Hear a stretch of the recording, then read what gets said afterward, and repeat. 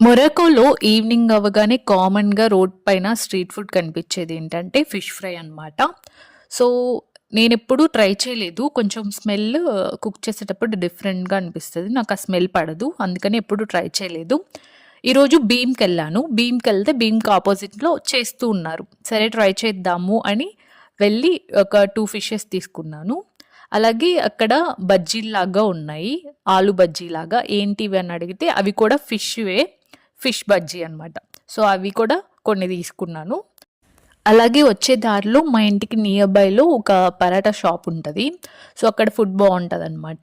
So, అక్కడొచ్చేటప్పుడు ఒక chicken roll, olive parathas, normal parathas and రవ్వతో చేస్తారు. ఐటెమ్ నేమ్ తెలీదు. కొంచెం పాన్ కేక్స్ లాగా ఉంటాయి. అవి కొన్ని తీసుకున్నాం అనమాట. సో, ఇవే. ఇవి ఉప్మా రవ్వ ఉంటది కదా! ఆ రవ్వతో చేస్తారనమాట.